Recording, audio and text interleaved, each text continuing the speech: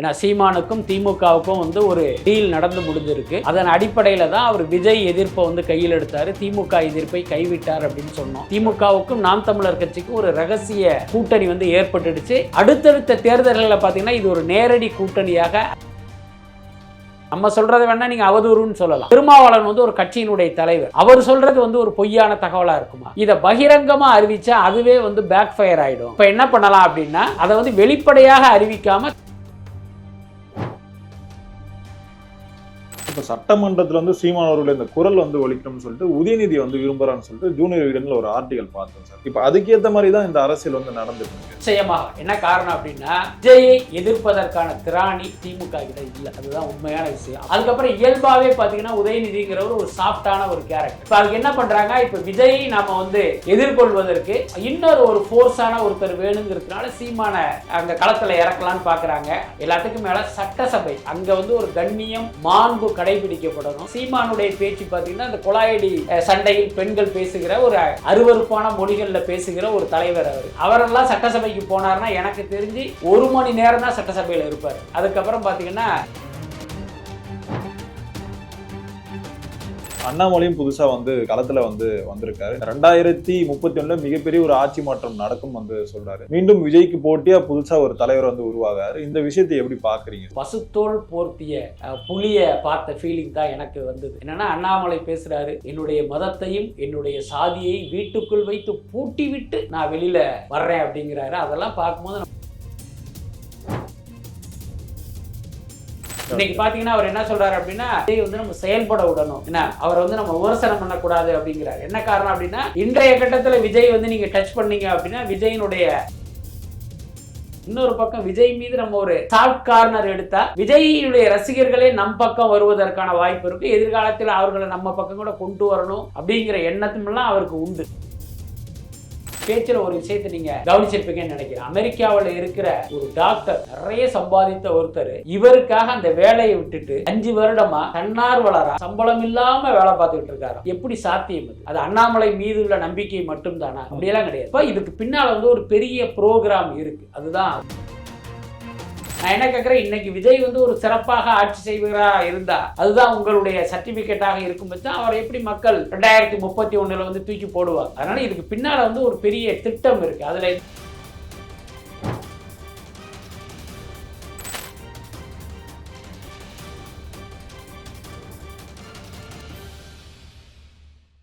Holidays nale adu namma GT Holidays da. GT Holidays, South India's #1 travel brand. You know you are special when you're with GT Holidays. Sir வணக்கம் sir. வணக்கம். எப்படி sir இருக்கீங்க? நல்லா இருக்கேன். Super. இப்போ சில நாட்களா ஒரு செய்தி அதிகம் வந்தது சார். இப்போ சீமான் அவர்கள் பொது வேட்பாளரா அம்பாசமுத்திரம் தொகுதியில் நிற்க போறாருன்னு சொல்லிட்டு அது ஏதோ நம்ம வதந்தின்னு தான் நினைச்சிட்டு இருந்தோம். ஆனா இப்போ சமீபத்தில் திருமாவளவன் அவர்கள் பேசினது என்னன்னா, பேனா சிலையை உடைக்கணும்னு சொன்னவங்க எல்லாம் பொது வேட்பாளரா, ஆனா இந்த கூட்டணி உடையக்கூடாதுன்னு சொல்லிட்டு 2009 காப்பாத்த நான் எதிரியா சொல்றாரு. சீமான் கூட திமுக அந்த நெருக்கம் இப்போ ரீசெண்ட் டேஸ்ல அதிகம் காட்டுறாங்களா சார்? உண்மைதானே, அது அதுல எந்த மாற்றமும் இல்லை. நம்ம தேர்தலுக்கு முன்பே நாம சொன்னோம். ஏன்னா சீமானுக்கும் திமுகவுக்கும் ஒரு டீல் நடந்து முடிஞ்சிருக்கு. அதன் அடிப்படையில் தான் அவர் விஜய் எதிர்ப்பை கையில் எடுத்தார், திமுக எதிர்ப்பை கைவிட்டார் அப்படின்னு சொன்னோம். அன்னைக்கு பார்த்தீங்கன்னா நம்ம சொன்னதெல்லாம் ஒரு அவதூறாக, ஒரு அப்பட்டமான பொய்யாக தெரிந்தது. இன்னைக்கு நடக்கிற காட்சிகளையெல்லாம் மக்கள் பார்க்கும்போது இந்த தகவலை தான் நம்ம அன்னைக்கே சொன்னோங்கிற உண்மை ஓரளவுக்கு புரிஞ்சிருக்கும். எல்லாத்துக்கும் மேலே பாண்டிச்சேரியில் நடந்த ஒரு திருமணத்தில் ஸ்டாலினும் சீமானும் எப்படி சிரித்து பேசிகிட்டு இருந்தாங்கங்கிறத நம்ம பார்த்தோம். அதுக்கப்புறம் பார்த்தீங்கன்னா சமீபத்தில் அந்த திருவள்ளூர் பகுதியில் ஒரு திருமணம், துறைமுகம் காஜா இல்ல திருமணத்தில் உதயநிதி ஸ்டாலினும் சீமானும் கொஞ்சம் குழாவுனதெல்லாம் நம்ம பார்த்தோம். ஸோ இதன் மூலமே நம்ம புரிஞ்சுக்கலாம் திமுகவுக்கும் நாம் தமிழர் கட்சிக்கும் ஒரு ரகசிய கூட்டணி ஏற்பட்டுடுச்சு. அடுத்தடுத்த தேர்தல்களில் பார்த்தீங்கன்னா இது ஒரு நேரடி கூட்டணியாக அறிவிக்கப்படுவதற்கு அதிக வாய்ப்பு இருக்குது. ஆனாலும் சொல்கிறேன், 2029 மக்களவை தேர்தலில் பாஜக, திமுக, நாம் தமிழர் கட்சி கூட்டணியோடு தேர்தலை சந்திப்பாங்க. இது நிச்சயமாக நடக்கும். இன்னைக்கு பார்த்தீங்கன்னா ஒரு கட்சியின் தலைவரான விடுதலை சிறுத்தைகள் தலைவர் திருமாவளவன் ஒரு கருத்து சொல்ல, நம்ம சொல்றதை வேணா நீங்க அவதூறுன்னு சொல்லலாம். திருமாவளவன் ஒரு கட்சியினுடைய தலைவர், அவர் சொல்றது ஒரு பொய்யான தகவலா இருக்குமா? என்ன ஒண்ணுன்னா அம்பாசமுத்திரம் தொகுதியில நாடார்கள் அதிகம் இருக்காங்க.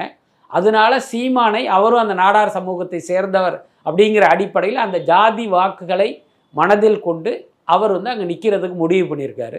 அதே நேரம் நாடார் வாக்குகள் மட்டும் நம்மளை ஜெயிக்க வச்சிடாது அப்படிங்கிறதுனால தன்னை பொது வேட்பாளராக அறிவிக்கணும் அப்படிங்கிறதுனால எடப்பாடியிடமும் ஸ்டாலினிடமும் அவர் பேசிகிட்டு இருக்கார். கிட்டத்தட்ட 2 கட்சிகளுமே அதுக்கு உடன்பட்டுட்டாங்க. இங்கே உள்ள ஒரு சிக்கல் என்ன அப்படின்னா, இதை பகிரங்கமாக அறிவித்தா அதுவே வந்து பேக் ஃபயர் ஆகிடும். அப்போ என்ன பண்ணலாம் அப்படின்னா, அதை வந்து வெளிப்படையாக அறிவிக்காமல் தங்களுடைய கட்சியிலிருந்து வேட்பாளர்களை நிறுத்தாமல் அப்படி விட்டுடுறது.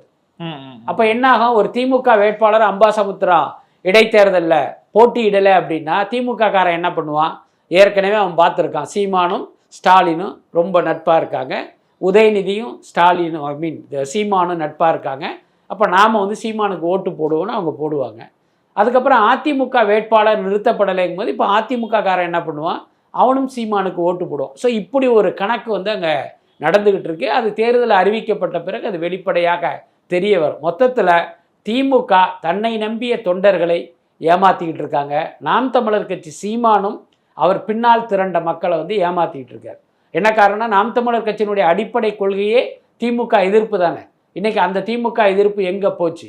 நேற்று வரைக்கும் நீங்கள் என்ன சொன்னீங்க, பிரபாகரன் கொல்லப்பட்டதற்கு திமுகவுடைய சதி காரணம், திமுக வந்து ஒரு துரோகி, கருணாநிதி வந்து ஒரு துரோகின்னு தானே சொன்னீங்க. இன்னைக்கு வந்து அது வந்து மாறிடுச்சா? இப்போ சட்டமன்றத்தில் வந்து சீமான் அவர்கள் இந்த குரல் வந்து ஒழிக்கணும்னு சொல்லிட்டு உதயநிதி வந்து விரும்புறான்னு சொல்லிட்டு ஜூனியர் விகடனில் ஒரு ஆர்டிகல் பார்த்தோம் சார். இப்போ அதுக்கேற்ற மாதிரி தான் இந்த அரசியல் வந்து நடந்துட்டு இருக்கு. நிச்சயமாக. என்ன காரணம் அப்படின்னா, விஜயை எதிர்ப்பதற்கான திராணி திமுக கிட்ட இல்லை. அதுதான் உண்மையான விஷயம். அப்படியே எதிர்த்தாலும் அது வந்து இன்னைக்கு எடுபடாது, மக்கள் மன்றத்தில் எடுபடாது.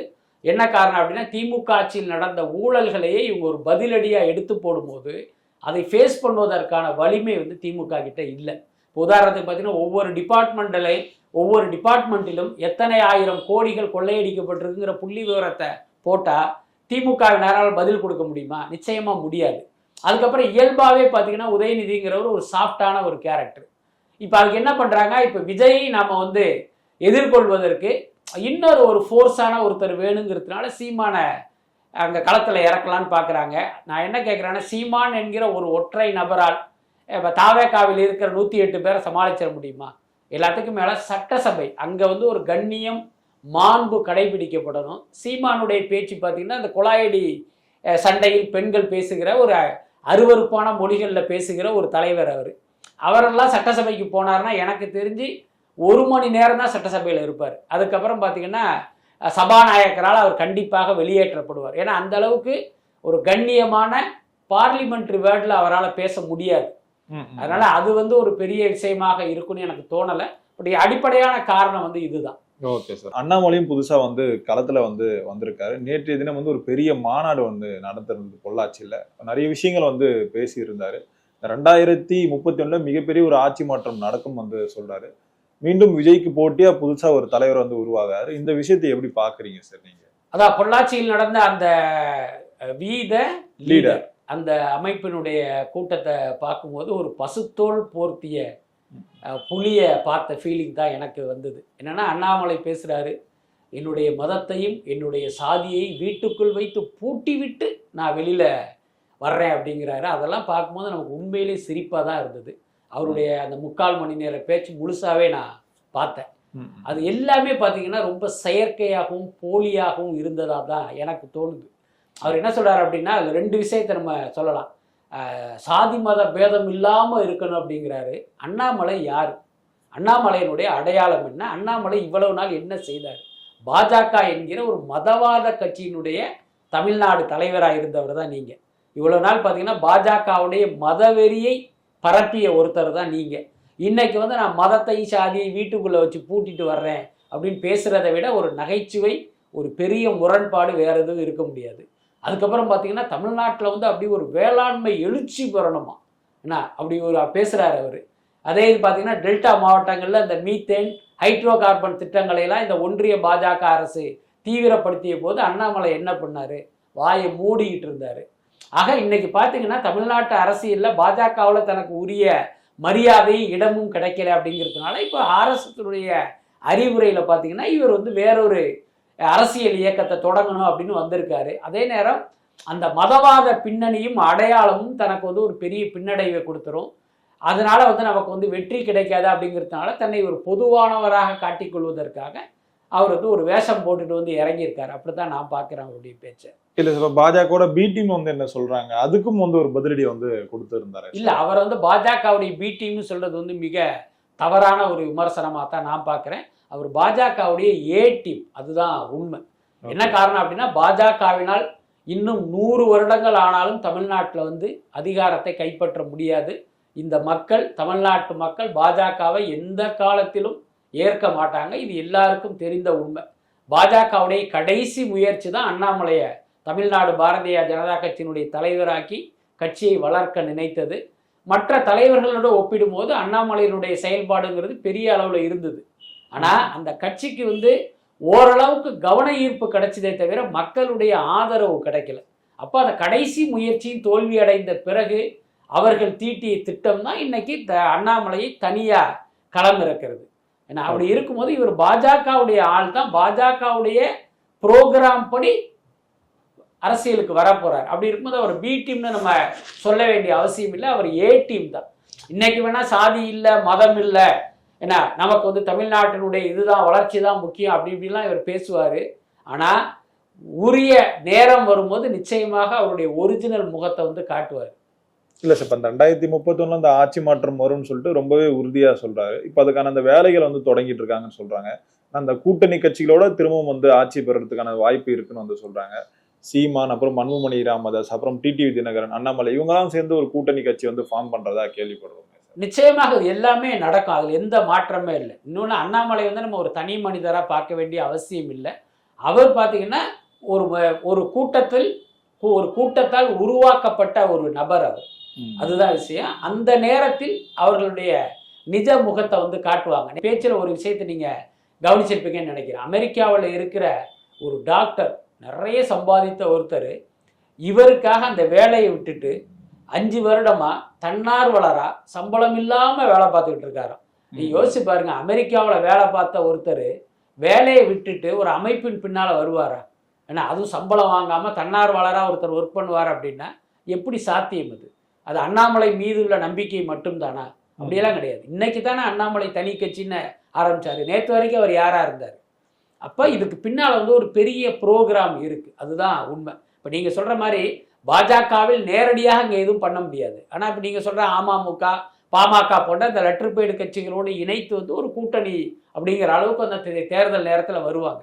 இன்னைக்கு பார்த்தீங்கன்னா அவர் என்ன சொல்றாரு அப்படின்னா, விஜய் மீது வந்து எந்த குற்றச்சாட்டும் அவர் வைக்கல. இன்னும் சொல்ல போனால் விஜய் வந்து நம்ம செயல்பட விடணும், என்ன அவரை வந்து நம்ம விமர்சனம் பண்ணக்கூடாது அப்படிங்கிறார். என்ன காரணம் அப்படின்னா, இன்றைய கட்டத்தில் விஜய் வந்து நீங்கள் டச் பண்ணீங்க அப்படின்னா விஜயினுடைய விர்ச்சுவல் வாரியார்ஸ் வந்து அண்ணாமலைக்கு சமாதி கட்டிடுவாங்க. ஸோ அப்படி ஒரு எதிர்ப்பு தனக்கு வந்துடக்கூடாது. இன்னொரு பக்கம் விஜய் மீது நம்ம ஒரு சாஃப்ட் கார்னர் எடுத்தால் விஜயினுடைய ரசிகர்களே நம் பக்கம் வருவதற்கான வாய்ப்பு இருக்கு. எதிர்காலத்தில் அவர்களை நம்ம பக்கம் கூட கொண்டு வரணும் அப்படிங்கிற எண்ணத்துமெல்லாம் அவருக்கு உண்டு.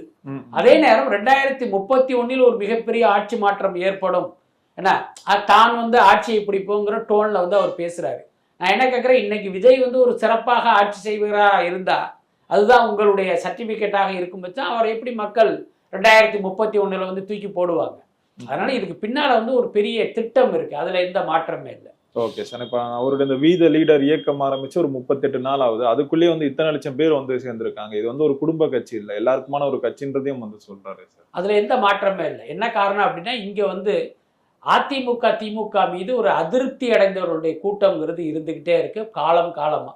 ஆனா என்னன்னா, இப்ப அவர்கள் யாருக்கு வாக்களிப்பதுன்னு தெரியாம வேற வழி இல்லாம அவர்களுக்கே வாக்களிக்கிற ஒரு சூழல் தான் இங்க இருக்கு. அதிமுக ஆட்சி நடக்கும், அவங்க ஊழல் பண்ணுவாங்க, அவங்க மேல உள்ள கோபத்தில் திமுகவுக்கு போடுவாங்க, திமுக ஆட்சிக்கு வருவாங்க, அவங்களும் ஊழல் பண்ணுவாங்க, அவங்க மேல உள்ள கோபத்தை அதிமுகவுக்கு ஆதரவாக போடுவாங்க. இன்னைக்கு பார்த்தீங்கன்னா அந்த நிலைமை மாறி இப்போ தாவேக்கான ஒரு புதிய இயக்கம் வந்ததற்கு பிறகு மக்கள் வந்து அவர்களுக்கு வாக்களித்தாங்க. இப்போ பார்த்தீங்கன்னா இளைஞர்கள்லேயே ஒரு குரூப் வந்து விஜயை பிடிக்காதவர்களும் இருக்காங்க. இப்போ உதாரணத்துக்கு ஒரு ரஜினி ரசிகர், ஒரு அஜித் ரசிகர் அப்படின்னா அவன் நிச்சயமாக அதிமுக திமுக மீது அவனுக்கு கோபம் இருக்கு, ஆனால் அதுக்காக விஜய்க்கு ஓட்டு போட மாட்டான். அப்போ அப்படிப்பட்டவர்கள் பார்த்தீங்கன்னா என்ன பண்ணுவாங்க அப்படின்னா, இப்போ சீமான் பின்னாடியோ இன்னைக்கு அண்ணாமலை பின்னாடியோ போகிறதுக்கு வாய்ப்பு இருக்கு. அப்படி திரண்டது தான் அந்த 19 லட்சம் பேராக இருப்பார்கள். இல்ல சார், இப்போ அதுவே வந்து பாட்டுன்னு வந்து சொல்றாங்க சார், பாட்டை வச்சுதான் ஏற்றிருக்காங்க. இல்லை, அதுதான் சொல்றேன். அதுலேயே வந்து நமக்கு மிகப்பெரிய கேள்வியெல்லாம் இருக்கு. அந்த இன்னும் சொல்ல போனா அந்த இயக்கம் தொடங்கி அதுக்கு வந்து நீங்கள் மெம்பர்லாம் சேரலாம் அப்படின்னு அறிவிக்கும் போது பார்த்தீங்கன்னா கிட்டத்தட்ட எல்லா தொலைக்காட்சிகள்லையுமே அது வந்து ஒரு செய்தியாக வருது. அப்போ நம்ம பார்க்கும்போது அந்த எண்ணிக்கைங்கிறது அப்படி ஏறிக்கிட்டே இருக்குது. எனக்கு தெரிஞ்சு அண்ணாமலை வந்து அப்பேற்பட்ட செல்வாக்கு கொண்ட தலைவர்லாம் கிடையாது. இதற்கு பின்னால் வந்து இந்த மாதிரியான விஷயங்கள்லாம் இருப்பதற்கு வாய்ப்பு இருக்குது. எல்லாத்துக்கும் மேலே தேர்தல் நடக்கும்போது இது வந்து தெரியத்தான் போகுது. நீங்கள் 19 லட்சம் பேர் உங்கள் இயக்கத்தில் இருக்கிறதா நீங்கள் சொல்கிறீங்க. ஒரு தேர்தலை நீங்கள் சந்திக்க போகிறீங்க 2031. அன்னைக்கு வந்து நீங்கள் எவ்வளோ வாக்குகள் வாங்குறீங்கிறத வச்சே இது உண்மையா பொய்யாங்கிறத நம்ம தெரிஞ்சுக்கலாம். ஓகே சார், பொறுத்திருந்து பார்ப்போம் சார் என்ன நடக்குது. ரொம்ப நன்றிகள் சார். நன்றி.